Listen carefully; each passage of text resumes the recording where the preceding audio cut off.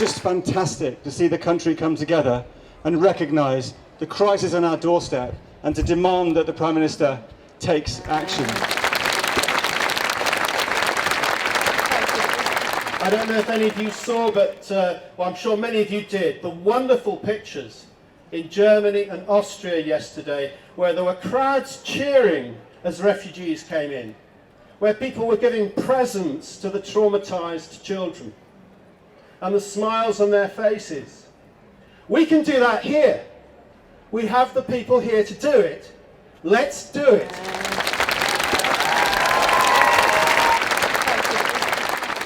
David Cameron is going to announce that we will go to Syria or to Lebanon and Jordan and bring refugees from there. But there are thousands and thousands already on European borders, on their shores. We need to help those, and we need to do it together with all of our countries within the European Union. We have to share this problem. As a politician, my inbox, my Twitter account, my Facebook has been bombarded with the most appalling messages that we are full up, we don't want them here. And I tell you, seeing you people here today restores my faith in humanity. I now can go back to them and say, yes, Oxford will welcome you, England will welcome you. Woo! Some of you will have seen Michael Portillo when he said that he agreed with Nigel Farage that refugees coming across the Mediterranean in tiny boats should be sent back to where they came from. Andrew Neil, slightly aghast, asked him if he really meant that Eritreans and Somalis and Syrians should be dumped on beaches in Libya, and he said yes. Luis Portillo, his father, was a Republican during the Spanish Civil War. Immediately after the Civil War, he gained and was granted asylum in the UK, where he worked in a camp for refugee Spanish children. We forget so easily and so quickly. The last generation's asylum seeker is this generation's neighbour, dentist, parent in the school playground, husband, wife. It's what makes us what we are. It makes this little two-horse town halfway up the Thames into a thriving hub that sometimes seems connected to every single place in the world. And the wealth and the safety that we have means nothing if we slam the door in the faces of people who are destitute. It's great that we're saying welcome. That is fantastic. But how far is that welcome willing to go? They often say about us Englishmen, and I put myself in this category, an Englishman's home is his castle. Well, let's prove it's going to be different in Oxford. For an Oxfordian, let our homes be a hospital. Let us show the hospitality that these children need. These are not migrants, they're children. They're in need of love and care and compassion. We actually have another refugee here from Afghanistan. Can you show him some support, please, as well? Welcome. Well, thank you so much, all. I didn't believe that I will see so much people in Oxford supporting this great day. You know, from the bottom of my heart, I cannot thank you, you know, so much. We all, you know, share that human relation and humanity together. Thank you all so much for showing your support. As a representative of Muslim community in the UK and Oxford, I would like to thank you and say God bless you for your help. These are our brothers and sisters and our children. These are human.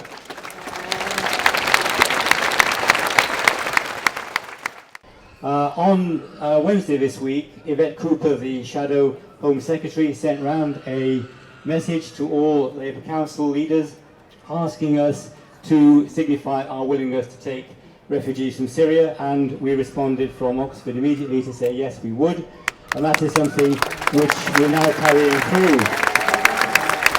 So if any of you out there know of somebody with an empty house, or perhaps have an empty house yourself, or know about a church hall or some other building that has plenty of space, please, please come to us and tell us about it, and we will try to make that available to the Syrian families that the Oxford City Council is now going to say that it wants. Thank you. Thanks, Stephen. You're all here because you want to help. Can I just have a show of hands for those who are prepared to donate food, money, or somehow support? And, well, that's pretty much everyone. How about give shelter to a refugee family or unaccompanied children?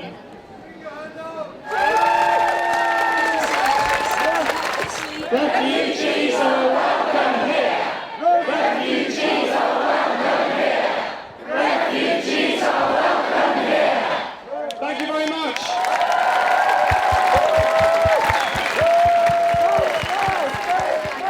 Refugees are welcome here! Say it loud, say it clear! Refugees are welcome here! Brilliant. I mean, what a turnaround as well.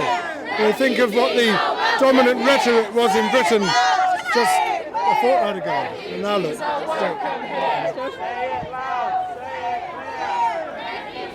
I'm really hoping that this is the beginning of a big movement in Britain that will mean that we just change our views on how to welcome people, and that then changes all sorts of things about the values in the society and what we care about. I feel ashamed of my government, basically ashamed to be British, the way our government has reacted to this humanitarian crisis. I can't sit at home and just ignore it, so I have to try and make my voice solidarity with everybody else. I think most common people are disgusted with the sights they're seeing and the lack of response from so-called civilised society.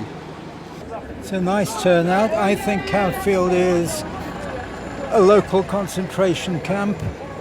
I have myself been a political exile, but I notice I'm the right sort of political exile because of colour, and that tells you something about the way in which the question of refugees and the amount of racism continues to operate. Say it loud, say it clear! Say it loud, say it clear! I am just up to here with years of we've got too many people here, and there is racism in the Home Office. I have absolutely no doubt about it. That's organised, it's powerful. When I see, as I did this week, a Jamaican guy who's lived here for many years, who's on daily kidney dialysis, and the Home Office want to deport him to Jamaica. I don't have any political affiliations particularly. I don't care about that side of things. What I really feel is that we have a crisis here, people are suffering, and we can help them, we should help them, and that's the bottom line. My little boy has a t-shirt as well. It says, it could have been me. You know, we're all people, we should help each other, and something needs to be done.